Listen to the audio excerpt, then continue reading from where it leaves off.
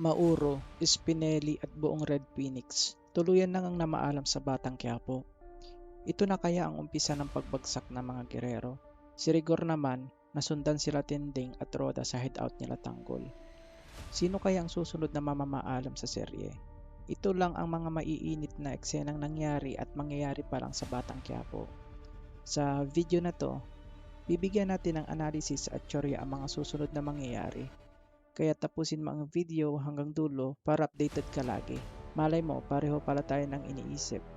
Kaya tara, umpisa na natin. Matapos ngang sundan ng mga Red Phoenix at Spinelli itong si Mauro sa kanilang bahay, niratrat nga ang pamilya Garcia ng grupo ni Lucio. Pagkatapos nga mapakita ni Mauro ang ebidensya kay Tanggol, sakto namang pinaulanan sila ng bala. Buti na lang at nakaposisyon ng maayos si Tanggol at ang mga wating para gumanti ng putok. Nagkaroon nga ng mainit na putukan sa dalawang grupo pero natamaan nga itong si Linda at agad namatay. Hindi makapaniwala itong si Mauro sa nangyari. Galit na galit nga ito kay Lucio dahil nadamay ang kanyang pamilya. Nakipagpalitan nga ito ng putok si Mauro hanggang natamaan nga ito sa dibdib at namatay rin. Sa sumunod na scene, itong mga wating naman laban sa mga batang tondo. Nagkaroon nga ng palitan ng bala at humantong sa bugbugan. Muntik na ngang mamatay itong sina Enting at Bulldog. Buti na lang at nakagawa sila ng paraan para makaligtas. Naubos nga itong Red Phoenix at kasama si Spinelli maliban kay Lucio. Galit na galit nga itong si Ponggay kay Lucio dahil siya ang pumatay sa kanyang pamilya at gusto na nga itong patayin si Lucio.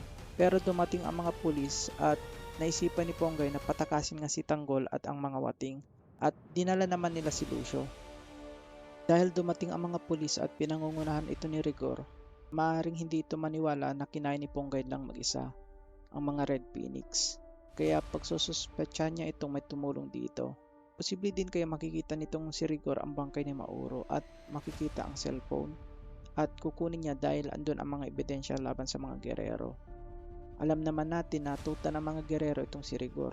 Posible din kaya sa mga susunod na episode dahil sa nangyari sa mga Red Phoenix, ibabalita ito ni Rigor kay Roberto na pati na ang mga ito.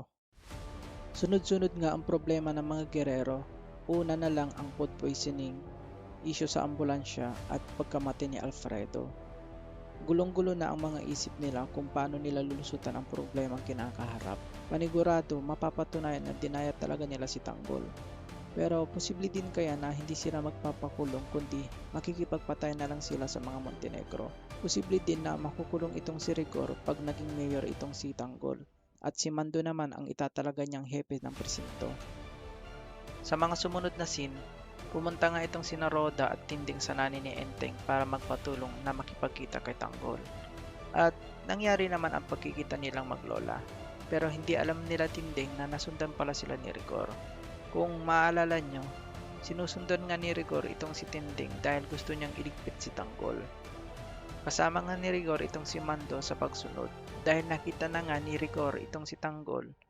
Inutusan niya itong si Mando na tumawag ng backup. Pero kumontra nga ito dahil baka madamay si Tinding. Pero sinagot lang siya ni Rigor na wala daw siyang pakialam.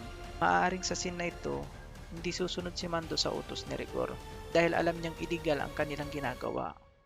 Pangalawa, hindi niya ito gagawin dahil para lang sa pansariling interes ni Rigor. Posible din kaya mag-aaway sila at makikita sila ni Tanggol?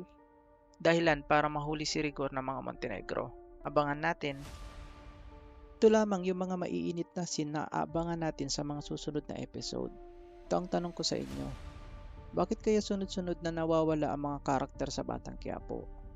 Malapit na kayang matapos ito? O madaming karakter na parating sa mga susunod na arc?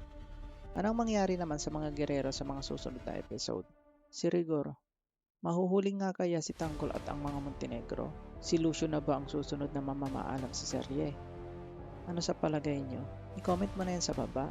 At syempre, huwag kalimutan mag-like, mag-subscribe at i-hit ang notification bell para lagi kang updated sa mga bago kong content.